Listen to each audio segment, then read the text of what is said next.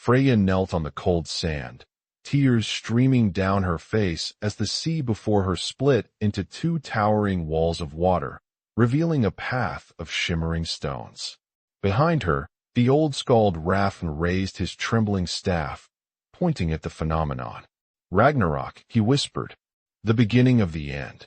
Her father's blood still stained her hands when the first thunder tore across the sky. Thank you for joining this journey into the world of Vikings and the tumultuous fate of Freya Thorsdóttir. This channel is just starting out, and every subscription truly means the world to us. It helps keep this project alive and growing. If you find the story compelling, please consider subscribing and leave a comment telling us which city you're watching from. Your support is what drives us forward.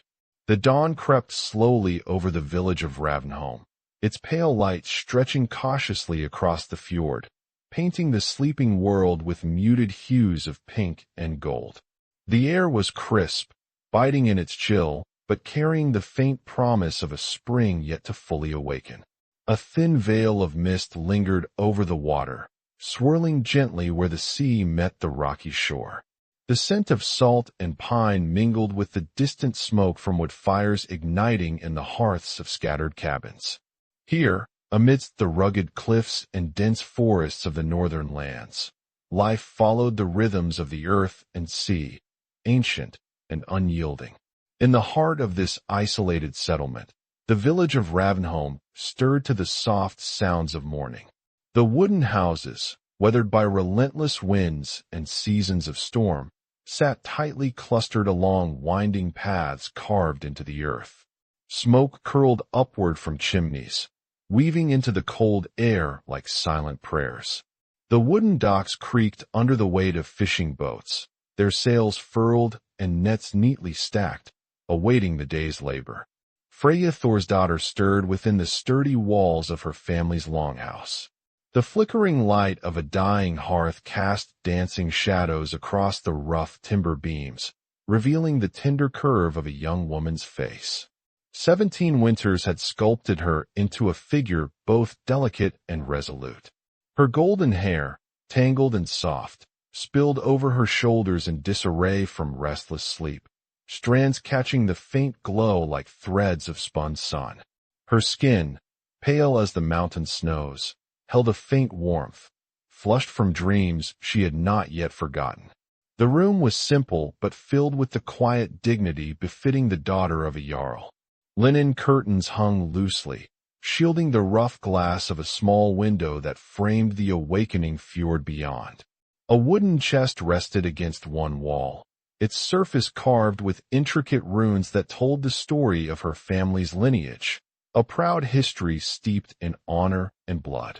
At her bedside lay an amulet, a delicate silver talisman entwined with ancient symbols, a gift from her mother and a silent guardian in uncertain times. Freya's breath came steady but heavy, the weight of impending days pressing invisibly upon her chest. The warmth of the longhouse fought the chill creeping in from outside, but even here, the cold seemed to echo in her bones. She rose carefully, the fabric of her linen tunic whispering against her skin, and moved toward the window.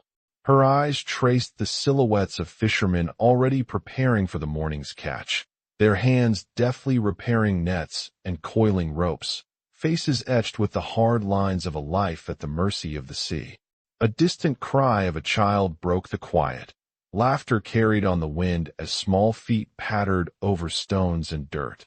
Women gathered near the hearth outside, their fingers swift in weaving wool into tight braids and cloaks, their voices low as they exchanged the news and worries of the village.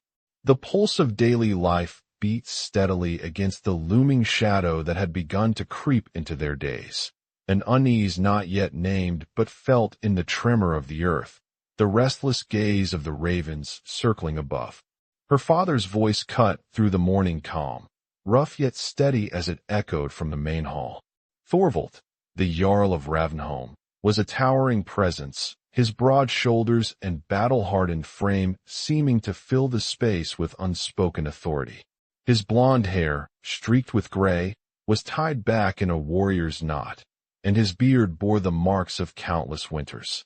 His eyes, the same piercing blue as Freya's, held the weight of leadership and sacrifice. Freya descended the steps leading to the longhouse's common room, the worn wooden floor creaking softly beneath her boots. The scent of fresh bread mingled with the smoky tang of burning pine logs, grounding her in the familiar rituals of her home.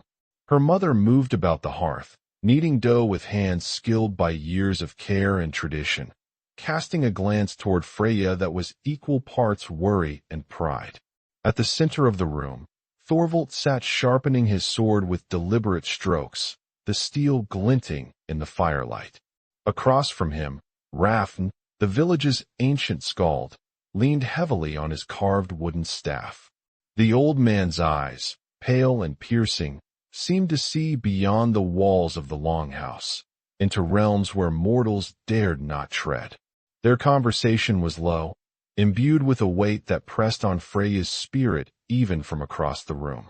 Rafn's voice, gravelly and slow, wove tales of portents and omens.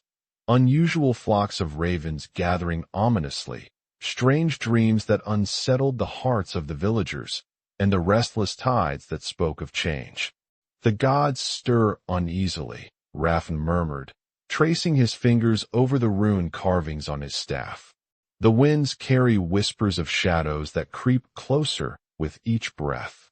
Thorvald's grip tightened on his sword, but he met the Skald's gaze with a tempered steadiness. Such warnings have come before, he said quietly. We will meet whatever fate is cast upon us with the strength of Ravnholm. Freya felt a shiver run along her spine, uncertain whether it was the cold or the weight of those words. She stepped forward, offering a soft kiss to her father's weathered cheek. The boats of Ulrich have been sighted, she said, her voice steady despite the turmoil rising within. They will arrive soon for the assembly. Thorvald nodded, eyes narrowing with a hint of caution. Then we must prepare? The peace of our people depends on this meeting. Outside, the village stirred with purpose as preparations began for the great assembly, a rare moment when clans would set aside old grudges to trade, negotiate, and seek common ground. The air was thick with anticipation, but beneath it, a silent thread of unease wound through the hearts of all who called Ravnholm home. Freya found herself drawn to the shore once more, slipping past the busy figures without notice. The cold sand pressed against her bare feet as she walked toward the water's edge, the foamy tide lapping at her ankles. The vast expanse of the fjord stretched before her, a mirror to the restless sky. There, standing alone against the rising sun, was Leif Ulrichson. His dark hair was windswept, his green eyes scanning the horizon with a mixture of hope and sorrow. Despite the ancient enmity between their families, Freya's heart beat fiercely at the sight of him, a secret thread connecting them across the chasms of duty and tradition. Leif turned as she approached, a shadow of a smile touching his lips. You came, he said softly, reaching out to grasp her hands in his. Freya's fingers trembled in his grasp, the warmth of his touch both a comfort and a torment. There is much at stake today, she whispered. Old wounds run deep, and the path ahead is dark. He nodded, his gaze heavy with unspoken fears. My father is not the man I wish him to be. The council will not be as it seems. The words hung between them like a blade suspended by a thread. Freya pressed her thumb against the small silver amulet resting against her chest, the symbol of her mother's blessing and her own fragile hope. I fear what I have heard, she admitted. Plans whispered in shadows, an attack disguised as peace. Leif's grip tightened, a spark of desperation flashing in his eyes. If they come for Ravnholm, I will stand with you. But the cost, it may be more than either of us can bear. The sea breeze stirred the strands of her hair, carrying with it the salt tang and the distant cry of gulls. The world seemed to hold its breath, waiting for the inevitable storm to break. Returning to the village, Freya felt the weight of her secret pressing heavier with each step. The faces she passed were etched with the quiet resilience of those who had survived winter's harm. The jarl considered her words, the lines of age and responsibility deepening on his face. Then we must be ready. Quietly, no one else must know until the time is right. The hours dragged forward, the village holding its breath beneath a sky that had now cleared to a hard blue. The assembled clans gathered in the ancient stone circle, a sacred place where decisions weighed heavy and the past seemed to whisper from every carved rune. Freya stood at the periphery, her eyes searching for Leif amid the crowd. He found her gaze and nodded once, a silent bond forged in the peril that awaited. As Ulrich stepped forward to offer what should have been words of peace, the air thickened with tension. The ceremonies commenced, voices raised in solemn oaths and blessings, but beneath it, a current of menace stirred. Freya's heart thundered in her chest, the secret she carried a burning ember poised to ignite the fragile calm. In these final moments before the storm, she felt the fragile threads of her youth slipping through her fingers, unraveling beneath the weight of blood, betrayal, and the inexorable pull of fate. The winds had shifted, carrying with them an ominous chill that gnawed at Freya's skin as she made her way through the village's narrow, winding paths. The sky above darkened imperceptibly, heavy clouds drifting in from the west like silent sentinels bearing grim tidings. The laughter and chatter from earlier had dwindled into uneasy murmurs, shadows lengthening and twisting along the rough-hewn walls of timber and stone. The smell of smoke hung thick in the air, mingling with the ever-present tang of salt and peat from the nearby marshes. As Freya moved with purpose toward the longhouse where the council's chaos still echoed faintly, a sudden, stifled cry broke through the growing silence. It was barely more than a whisper, a fragile sound carried on the wind like the flutter of a wounded bird. She paused, her heartbeat quickening instinctively, senses sharpened by the looming threat that clung to the village like a suffocating fog.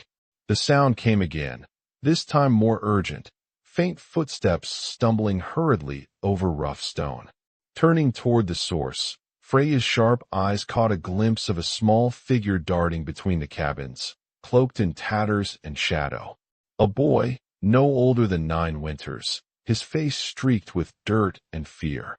His eyes, wide and haunted, locked onto hers for a moment before he darted deeper into the alleys, the ragged hem of his shirt catching on splintered wood. Freya hesitated, a tumult of emotions rising within her. The village was on edge, and the threat of violence had turned neighbor against neighbor. The boy's presence here, alone, frightened, was a problem she could neither ignore nor easily solve. Yet, she knew that turning away was a betrayal of everything her father had taught her about honor and protection. She stepped carefully, following at a distance. The boy's small frame was nimble, moving with desperate urgency, but it was clear he was exhausted and afraid. The shadows seemed to close around him as he stumbled into a narrow alcove formed by 2 leaning walls, the dirt floor littered with broken bits of pottery and discarded bones. There, he crouched, trembling and clutching something close to his chest. Freya's breath caught. As she approached, the boy slowly raised his head, revealing a face marked not only by grime, but by a deep, raw sorrow. His eyes shimmered with unshed tears, and his lips quivered as if fighting back words he could barely voice. "Child," Freya whispered, her voice soft but steady. "Who are you? Why do you hide?" The boy's gaze flickered toward the village beyond, where shadows danced in flickering torchlight, then back to Freya. He hesitated, then, with a trembling hand, he revealed the small bundle he had been shielding. A tiny woven doll, its threadbare face crudely stitched, but dearly held. "My name is Einar," he said, voice barely audible. "They came in the night. The men, they took mother. They said she spoke against Ulrich." The words hit Freya like a blow to the chest, sharp and unyielding. The boy's story unraveled in broken sentences, fragments of fear and loss. Ulrich's men had raided the outlying farmsteads under the cover of darkness, searching for dissenters, those who resisted the jarl's hard rule. Einar's mother had dared to speak truth to power, and now she was gone. Freya knelt beside the boy, her mind racing. To shelter Einar was to brand herself an enemy of Ulrich, a target for his wrath. Yet to leave him to wander, and worse, to be taken as well, was unthinkable. Her heart ached with the weight of the choice. "I will protect you," she said firmly, the resolve in her voice surprising even herself. "No harm will come to you while I am here." Einar's eyes widened, hope flickering like a fragile flame in a storm. He reached out, placing his small hand in hers, a silent pact forged in the shadow of impossible odds. The moment was shattered by the distant sound of shouting, soldiers or villagers. It was impossible to tell. Freya rose quickly, pulling Einar close beneath her cloak. The boy's body trembled against her side, but his grip on her hand was steady. "We must move," she said. "There is a place within the longhouse, hidden and safe. Come." Navigating through the labyrinth of alleys and huts, Freya's senses remained alert. Each creak and whisper seemed amplified, as if the village itself held its breath in anticipation of the coming storm. The weight of Einar's trust pressed heavily upon her. A child, innocent and broken, caught in the crossfire of power and vengeance. Inside the longhouse, the fire's glow cast flickering shadows on the walls, the scent of burning wood and drying herbs mingling with the sharp tang of iron and sweat. Rafn was seated in a shadowed corner, his ancient eyes lifting in a silent question as Freya entered, Einar at her side. "There is danger beyond these walls," she said quietly, "and this boy is caught in it. We cannot abandon him." The Skald's gaze softened, a flicker of empathy crossing his weathered features. "The gods watch over those who have no voice," he murmured, his hands tracing faint patterns in the air as if invoking unseen protections. As the night deepened, Freya found herself beside the small figure, a fierce warmth growing in her chest. The boy's whispered stories of loss and fear wove themselves into her resolve. The path ahead was dark and uncertain, but she would not walk it alone. Outside, the wind howled against the eaves, carrying the distant echoes of war drums and the restless sea.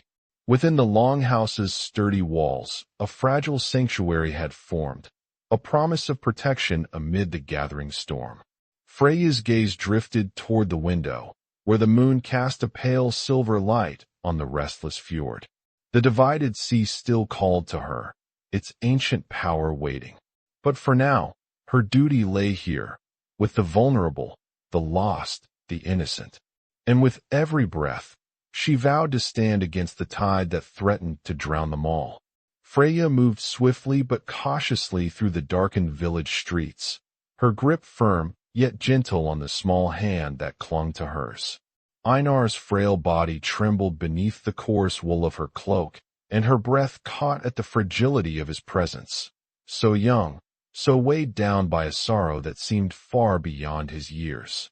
The night wrapped around them like a shroud, the cold seeping into their bones, yet between them, a fragile warmth flickered, an unspoken bond born of desperation and trust.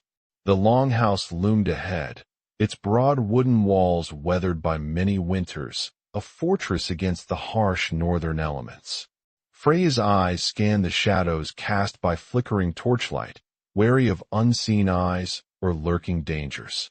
Yet within these walls, she knew they might find sanctuary, a moment's reprieve from the unforgiving world outside. Inside, the air was thick with the scent of burning pine and herbs, mingling with the earthy aroma of sweat and iron. Fires crackled in the great hearth, casting warm, golden light upon timber beams etched with the marks of generations. Rafn sat in his usual corner, a living relic among the younger faces, the Skald's eyes, sharp and luminous, lifted to meet Freya's as she entered, the boy tucked close at her side.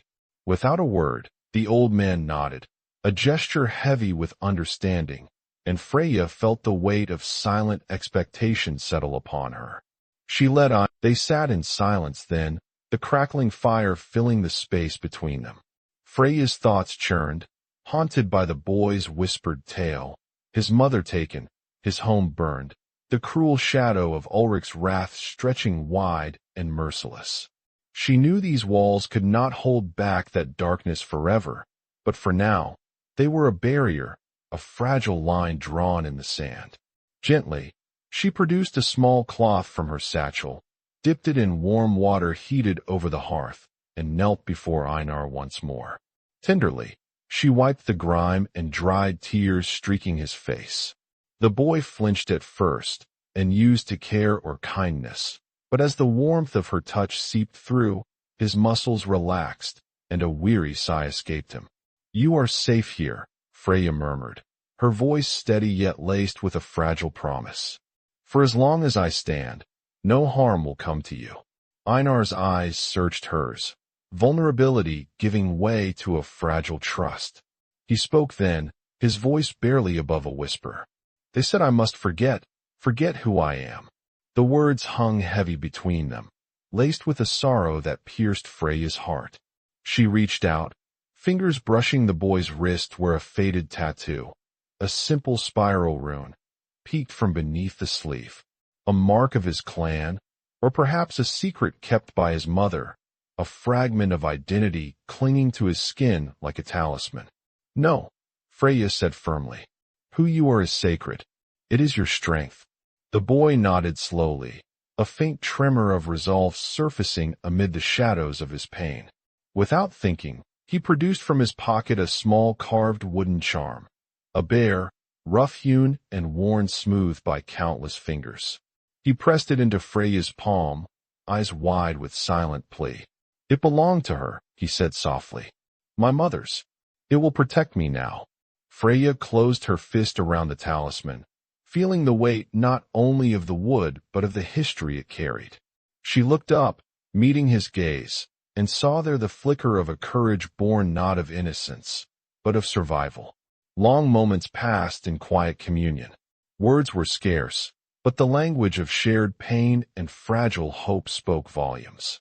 Freya found herself drawn to the child's silent strength, a reflection of the harsh world that had shaped them both in different ways. Outside, the wind howled, rattling the wooden walls of the longhouse, a mournful song carried from the sea. Inside, the firelight softened, weaving golden threads through the darkness. Freya reached out, pulling Einar closer, wrapping her arms around him in a protective embrace, a shield fashioned not of steel, but of fierce compassion. As the night deepened, her thoughts drifted to the path ahead, uncertain, treacherous, yet illuminated now by this fragile connection. Freya knew the battle for Ravenholm's soul was only beginning, but in this quiet moment, she found strength in the small life she held, a beacon against the encroaching shadows. For the first time since dawn, Einar's breathing evened, the lines of fear in his face softening into something like peace. Freya's hand rested lightly on his head, fingers tracing the worn threads of his hair as sleep gently claimed him. She lingered there a moment longer, eyes fixed on the flickering flames, the weight of her destiny pressing down like the cold stone beneath the waves. Somewhere beyond the village, the sea waited, restless, vast, and unforgiving. But here, in this humble chamber, a fragile sanctuary had been forged, and with it, a promise. That no matter the darkness to come, they would face it together. The news traveled swiftly through Ravenholm, carried by whispers and wary glances, spreading like wildfire across the fjord and into the tangled forests beyond. What began as a quiet act of compassion, Freya's choice to shelter the orphan boy Einar, soon became a spark igniting old fears and fresh suspicions among the neighboring clans and distant watchers alike. The fragile peace of the village, already strained by the shadow of Ulrich's betrayal, now trembled under the weight of new threats gathering on the horizon. At dawn, The village awoke to a chill sharper than before, the sky bruised with cold gray clouds that seemed to press down upon the timbered roofs. The scent of smoke hung thick in the air, mingling with the briny tang of the sea, but beneath it all there was an undercurrent of unease, an unspoken fear that something unseen was moving closer, closing in like a tightening noose. Freya stood near the longhouse doorway, her breath visible in the frosty morning air. Her gaze swept over the village square, where a small crowd had gathered, faces etched with anxiety and curiosity. Her hands rested lightly on the hilt of her dagger, the weight of responsibility heavy but familiar, a shield forged in the fires of loss. The boy, Einar, sat wrapped in furs by the hearth, his wide eyes fixed on the flickering flames, too young to comprehend the storm his presence was about to unleash. For Freya, the choice to protect him was simple, an act of mercy born from the remnants of her father's teachings and her own burgeoning strength.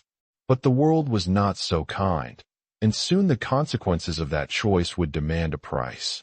Whispers began to rise, voices questioning who the boy was, where he had come from, and why the jarl's daughter had taken him in without consent or counsel. The village elders, bound by tradition and wary of change, murmured among themselves, their eyes flickering with doubt and fear. To harbor the child of a known enemy was to invite danger, not only from Ulrich's wrath, but from the delicate alliances that held the clans in uneasy balance.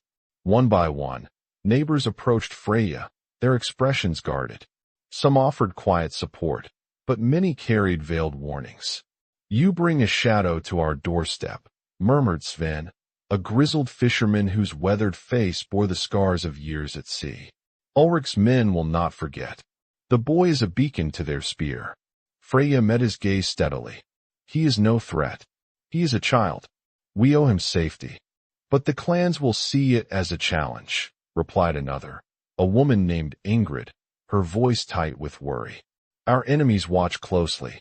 To shelter him is to stake a claim, and not all are ready for war." The tension in the air thickened, like the fog rolling in from the fjord. Freya's heart ached at the burden laid upon her, not only to protect the innocent, but to hold her people together against the tide of suspicion and fear.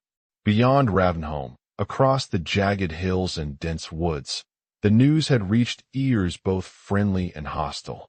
The traders who frequented the northern routes shared rumors in hushed tones, their stories shaped by fear and speculation.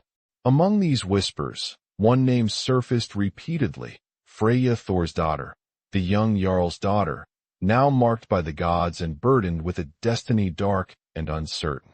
In the great hall of the neighboring clan, word of the boy's rescue stirred a storm. Ulrich's lieutenant, a broad-shouldered warrior named Sigurd, paced the stone floor with clenched fists. His gray eyes burned with cold fury as he relayed the reports. "They hide him in Ravnholm, under the daughter's care. This is no mere act of kindness. It is defiance. Ulrich will not suffer such insolence." A council was summoned, voices raised in heated debate.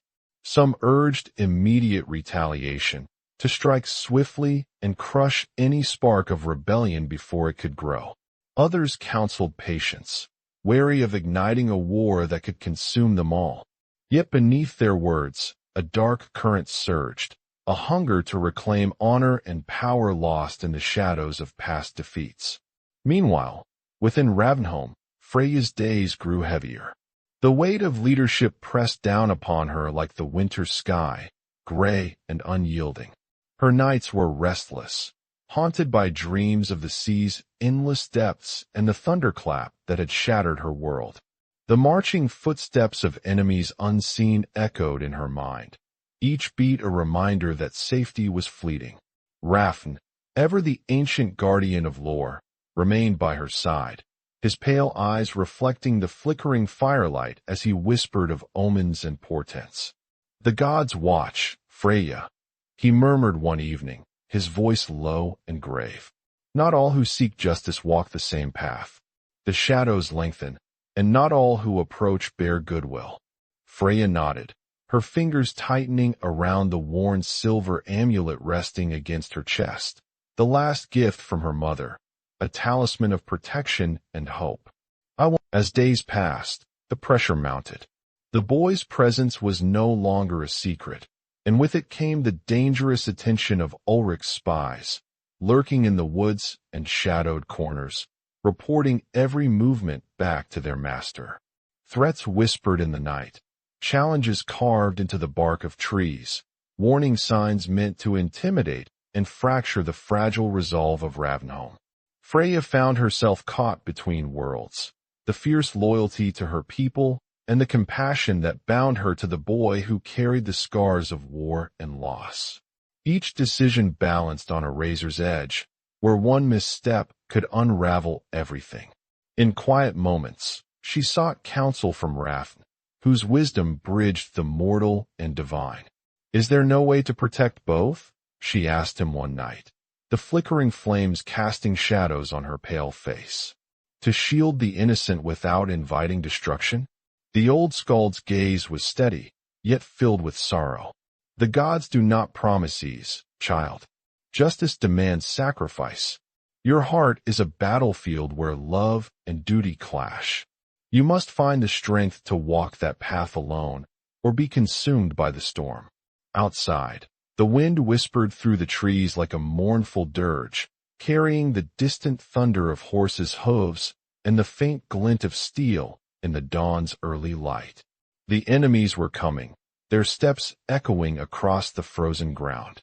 Freya's hand tightened on the amulet as she stepped onto the threshold, eyes scanning the horizon where the first banners appeared, dark shapes moving with purpose, a tide of war rising with the sun. Within her chest, a fire burned, not of youth, but of resolve. The fragile sanctuary she had built was about to be tested, and the world would soon learn whether the daughter of Thorvald, the just, could stand against the gathering storm. For the boy she had promised to protect, for the people who looked to her as their shield, and for the gods whose will had carved a path through the sea itself, Freya prepared to face the reckoning. The sea murmured behind her, restless and endless, as if calling out warnings carried on the salt-tinged breeze. The beginning of the end was upon them all. The cold wind bit sharply as dusk folded over Ravnholm, turning the village into a silhouette carved against the bruised sky. Shadows stretched long and thin along the wooden walls, flickering as torches sputtered against the growing chill. Within the great longhouse, the air hung heavy with whispered fears and the scent of burning pine, but outside, a darker presence had already claimed the night. Freya stood near the entrance, her breath forming fragile clouds that drifted into the dark.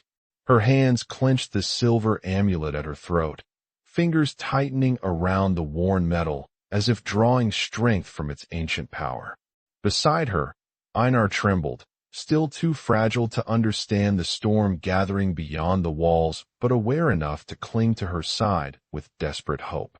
The village had been bracing, walls patched hastily with timber, sharpened stakes planted in the earth like silent guardians. The hunters and scouts she had met days before, Bjorn among them, had taken positions along the surrounding woods, their eyes like hawks hunting in the twilight. Yet no defense was perfect, especially when the enemy came not only with steel, but with the cold cruelty of betrayal. It began with the first sharp whistle, a signal cut through the night air, bone-thin and relentless. Freya's heart dropped, a drumbeat of dread echoing in her chest. From the tree-line, shadowed figures emerged, moving like wraiths through the gloom. Ulrich's men, their faces masked by furs and painted in streaks of dark ash, advanced steadily, their weapons catching the torchlight in cold glints. Behind them, the unmistakable silhouette of Ulrich himself appeared, his broad frame wrapped in heavy leather armor, the cruel line of his scar bisecting a face set in grim determination. His eyes, gray and merciless, swept the village as if already claiming it as his prize. Jarl's daughter, his voice carried, low and sharp, cutting through the murmurs among the gathered villagers. You shelter a traitor's child beneath your roof and call it protection? This is treason against the clans. You bring war upon us all. Freya stepped forward, the weight of her new mantle as leader settling upon her like a cloak heavier than any fur. The room grew silent, all eyes fixed on the two figures standing at the heart of the storm, the daughter of Ravenholm's fallen jarl and the ruthless chieftain who sought to undo all she had fought to protect. You speak of treason, Ulrich. Freya's voice rang clear, steady despite the fire raging inside her. But it is your hand that stained our peace with blood first. I shelter this child because he is innocent, because mercy is what separates us from savagery. Ulrich's lips curled into a bitter smile. Mercy is weakness, and weakness invites destruction. You would gamble the lives of your people on the whims of sentiment. A murmur rippled through the crowd. Some supported her words, others cast doubtful glances, their loyalty fraying under the weight of fear. The tension coiled tighter, and then Ulrich's voice rose, a brutal command slicing through the charged silence. Seize her. Take the boy.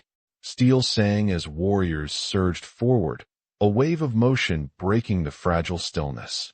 Freya's hand flew to the dagger at her belt, eyes sharp and unyielding.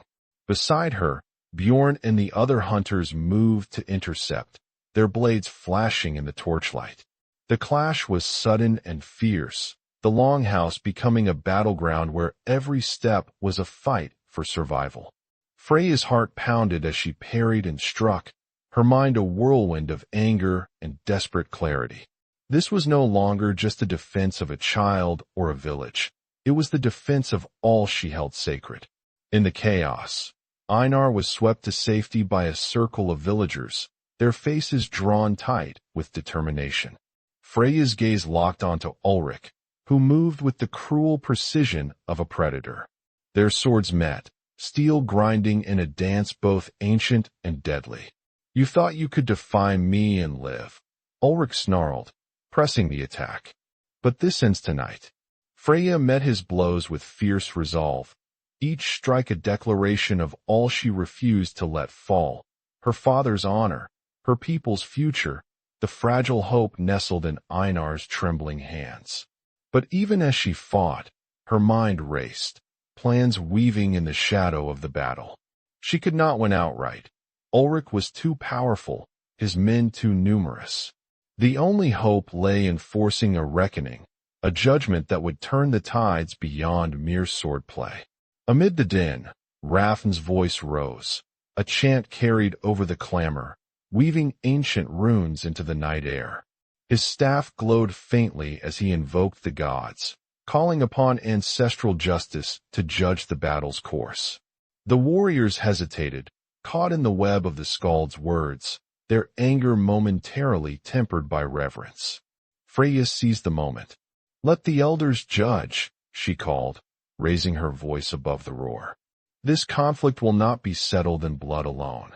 Ulrich's eyes narrowed, but there was a flicker of calculation. The assembly had always been sacred, a place where even enemies laid down arms to seek counsel from the wisdom of the elders. To break this tradition would be to invite chaos beyond the clan's borders. Reluctantly, Ulrich stepped back, signaling his men to stand down. The longhouse settled into a tense silence, the flickering torchlight casting long shadows over the faces of those who would decide the fate of Ravenholm. Freya's chest heaved, sweat mingling with the cold night air on her brow. She met the gaze of Rafn, whose ancient eyes glimmered with something like hope. The elders, weathered men and women whose years had tempered their voices with patience and authority, rose from their seats. Their faces were stern, carved by time and hardship, but their eyes held the weight of justice beyond mortal cruelty. The eldest among them, a woman named Sigrid, stepped forward. Her voice was steady and clear, carrying the wisdom of generations. "This night has brought wounds that run deep in all our hearts. We must weigh not only the blood spilled but the bonds that remain to be mended." She turned to Freya, her gaze piercing yet not unkind. You have chosen to protect the child born of our enemies. This is a choice that carries great risk and greater consequence. Speak now, and tell us why we should stand with you against the wrath of Ulrich." Ulrich's jaw clenched, but he bowed his head in reluctant acceptance. His men lowered their weapons, though the threat still simmered in their eyes. Freya exhaled slowly, the tension that had gripped her chest loosening, if only slightly. The night's battle had ended, but the war within hearts and clans was far from over.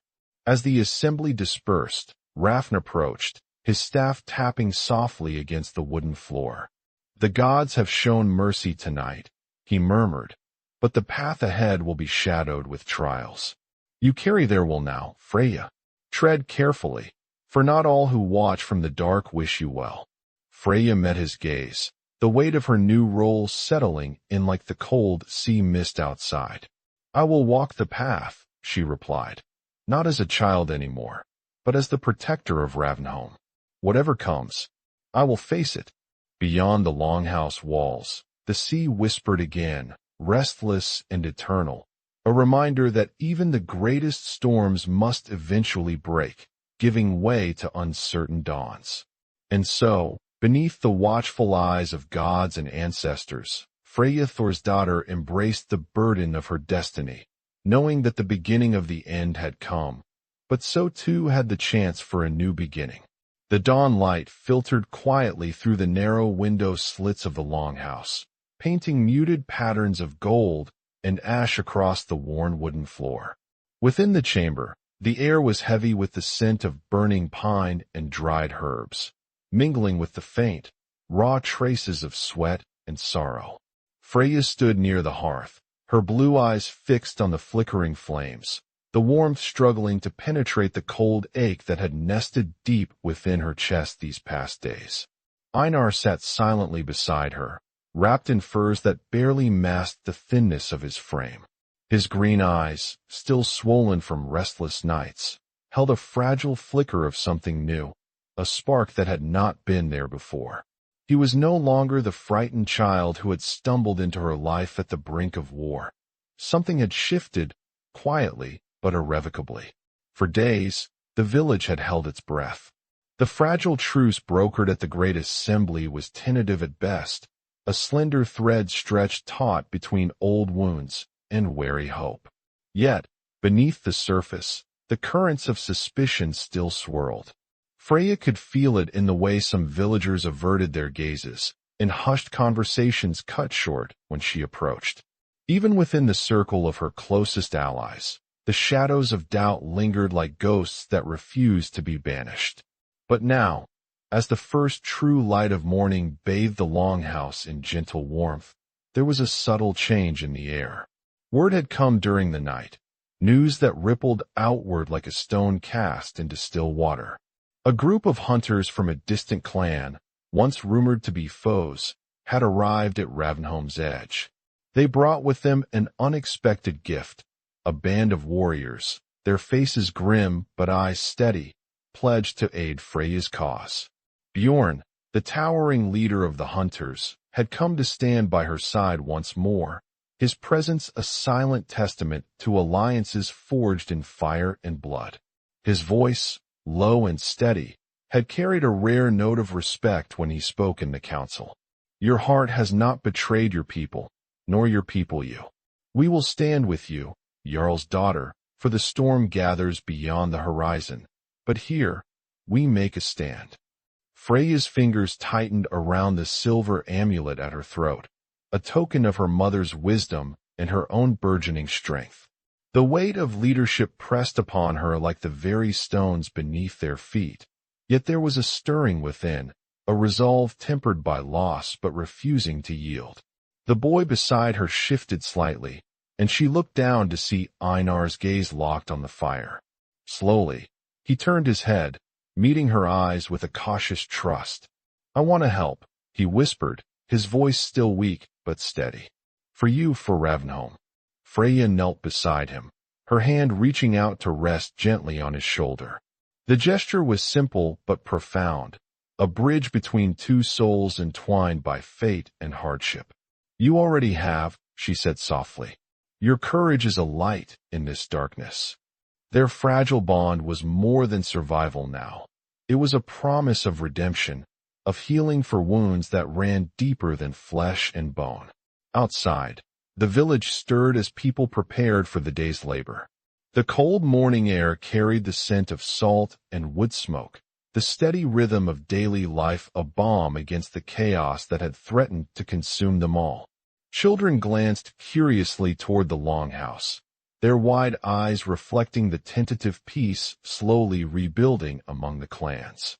It was near the harbor that Freya found herself drawn next, moving through the bustling crowd with purposeful steps. The ships that had once carried the threat of Ulrich's vengeance now rested quietly, their sails furled and crews at ease. Yet the memory of bloodshed lingered like a shadow cast long and unwilling to fade. Leif Ulrichsen stood at the water's edge, the early light tracing the sharp angles of his face. His eyes held a guarded softness as they met Freya's, a silent acknowledgement of the tangled past and uncertain future that bound them still. You risked everything, Leif said quietly, stepping closer. For a boy not your blood, for people willing to doubt you. Freya's breath caught at the weight of his words, the truth they carried like a blade tempered in fire.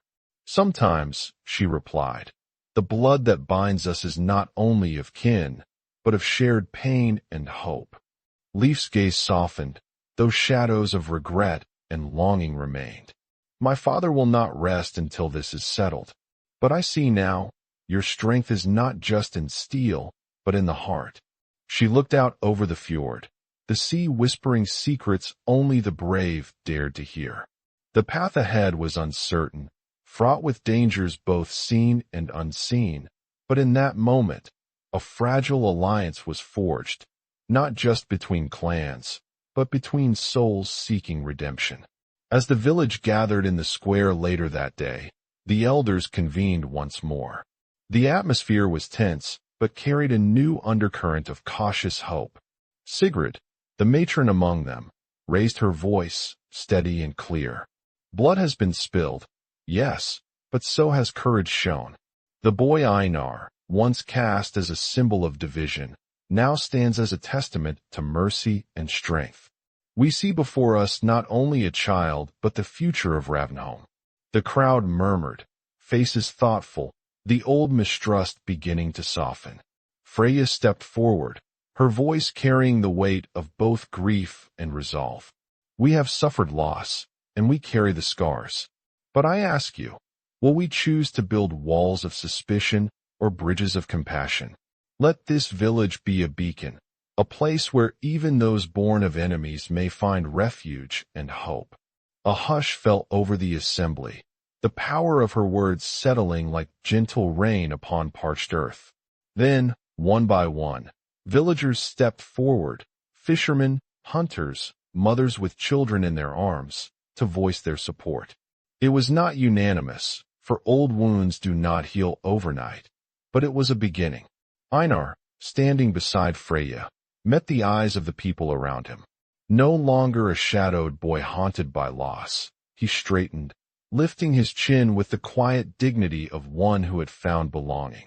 Later, as dusk wrapped the village in a soft, forgiving light, Freya returned to the shore. The sea was calm now, its restless voice softened to a gentle murmur. The path of shimmering stones remained hidden beneath the surface, a reminder of the divine will that had marked her fate. Rafn approached, his aged form moving slowly but with steady purpose. His eyes, deep and knowing, met hers with a rare warmth. You have walked the fire and emerged tempered, Freya, he said, voice thick with unspoken meaning. The gods have seen your heart, and it is fierce. She nodded, the weight of his words settling deep within. This is but one step. The road ahead is long, and the shadows still stretch wide.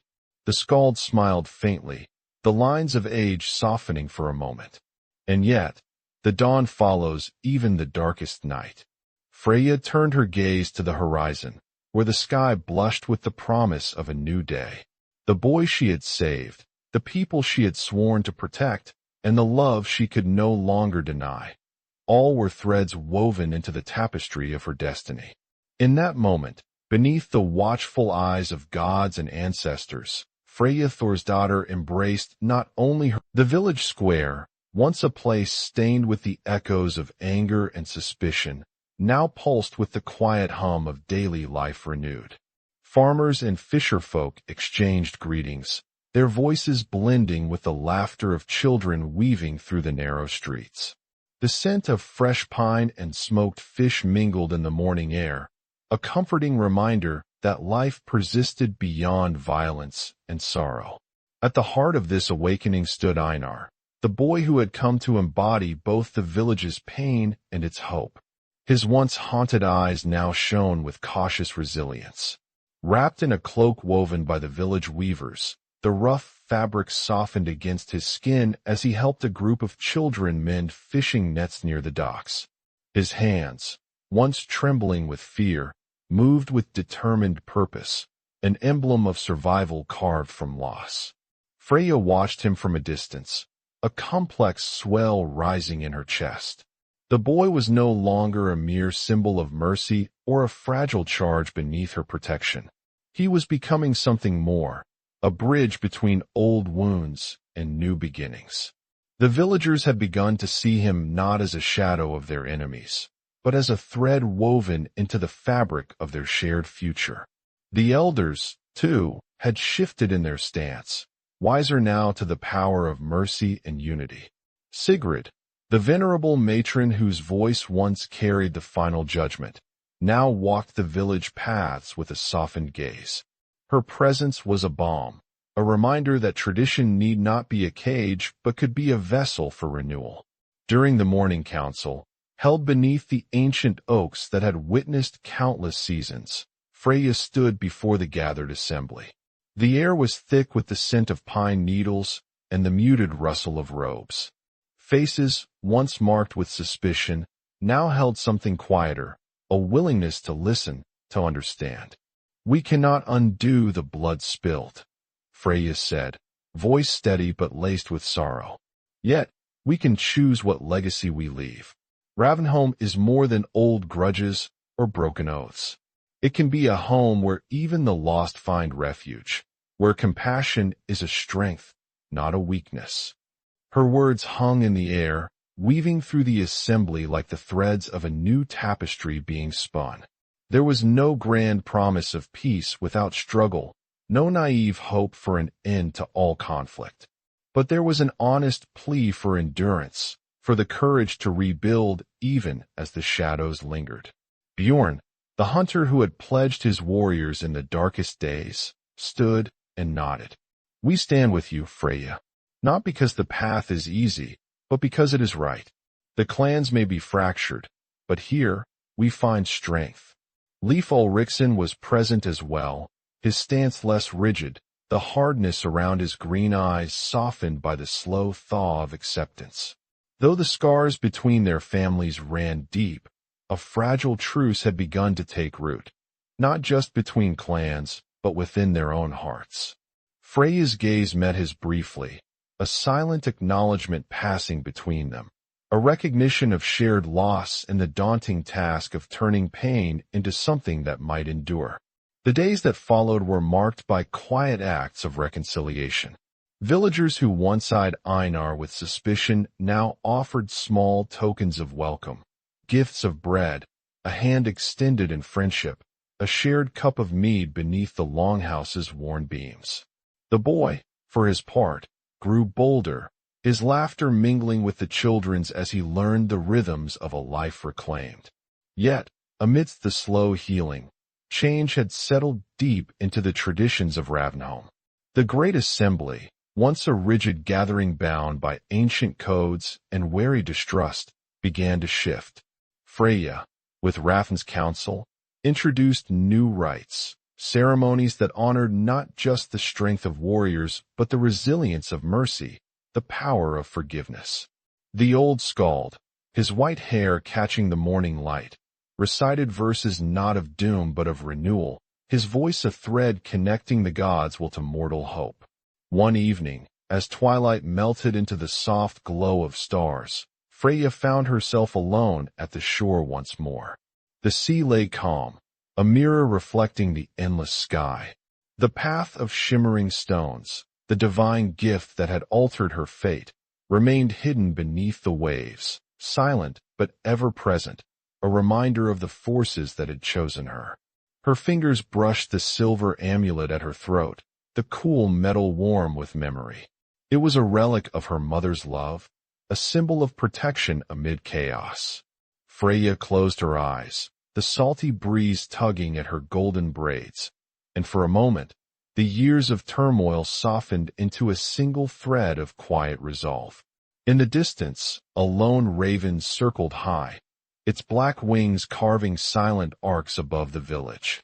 Rafn's words echoed in her mind. The gods watch, but their favor is earned through fire and sacrifice. She had walked through both, and though the path ahead remained shrouded in uncertainty, she was no longer afraid. Back in the village, Einar prepared to leave. The boy who had found sanctuary in Ravenholm now carried a new purpose, the call of his own bloodline, and the fragile hope of mending fractured ties beyond these shores. He knelt before Freya, his youthful face set with steady determination. "Thank you," he said softly, "for your mercy, for your courage. I will carry this place with me, always." Freya placed a hand on his shoulder, her touch both blessing and farewell. "May the gods guide you, child. Remember who you are and where you belong." As Einar disappeared into the morning mist, the village gathered one last time around the stones of the assembly circle. Flames flickered in the growing light, and the air hummed with quiet reverence. Sigrid stepped forward, her voice carrying the weight of ages. Ravenholm stands not only because of the strength of its warriors, but because of the hearts willing to forgive and rebuild. Let this be the legacy we leave, that even amid darkness, the seeds of light endure. Freya looked on as the villagers raised their voices together, a song rising from the depths of their shared history, voices woven in grief, hope, and the unyielding spirit of a people bound to the sea and land. The melody carried over the fjord, a benediction for the past, and a prayer for what was yet to come. In the quiet after the song, Rafn's eyes met Freya's with a knowing smile. The beginning of the end, yes, but also the beginning of all that follows. The sea breathed gently against the shore, its eternal song a silent witness to the cycles of life, death, and rebirth.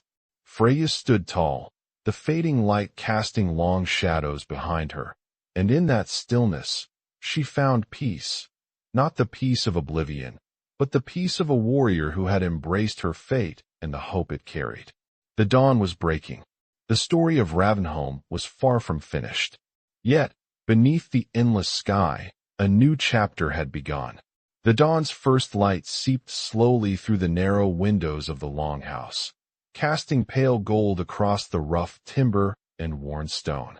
The village of Ravenholm stirred with tentative hope, a fragile breath after the storm.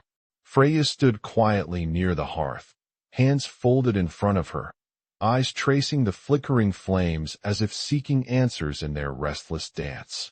The firelight cast long shadows behind her, shadows that stretched like the past, long, heavy, but finally giving way to the softening colors of dawn. Outside, the fjord lay calm, its surface smooth as glass, reflecting the pale sky and the distant outline of mountains still dusted with winter's last snow. The sea, once a furious force that had split open to mark the beginning of reckoning, now whispered gentle promises of renewal. Yet beneath its serenity, the memory of rage and loss still lingered, a reminder that peace was never granted without cost. Freya's thoughts drifted to the path she had walked, one carved from grief, duty, and a fierce refusal to yield. The weight of her father's bloodshed had once threatened to crush her, pulling her into an abyss of despair. But through that darkness, something else had risen, a kind of fire tempered by sorrow and hardened by resolve. She glanced toward the small chamber where Einar slept, the boy who had come to embody so much more than innocence or survival.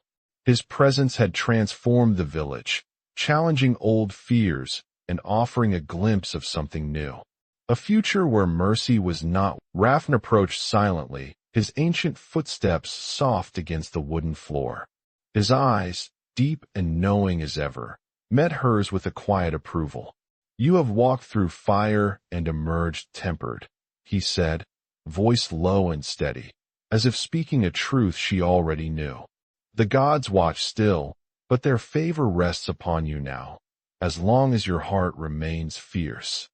Freya nodded slowly, feeling the warmth of his words settle like embers into her soul. "The road ahead is long," she replied softly, "and I must walk it not as the girl I was, but as the protector of all who call Ravnholm home." Outside, the sea breathed in steady rhythms, the eternal pulse that had witnessed countless births, deaths, and rebirths. It was both a reminder and a promise, a mirror of the cycles that shaped mortal lives and the gods' designs alike.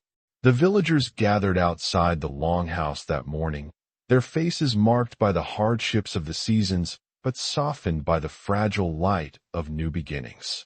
Children played near the docks, their laughter tentative but alive.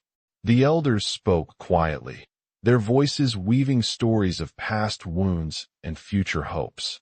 Freya stepped forward to meet them all, her voice steady but filled with the weight of everything she had learned. "We stand at a threshold," she said. "The sea opened for us not to drown, but to reveal a path. It is ours to choose how we walk it, whether with hatred or with courage, whether to build walls or bridges." A hush fell over the assembly as her words sank deep. There was no promise of peace without struggle, no certainty beyond the day's fragile calm. But there was a seed, small and trembling, that might yet grow strong. Bjorn, standing tall among the hunters who had pledged their blades, stepped forward with a solemn nod.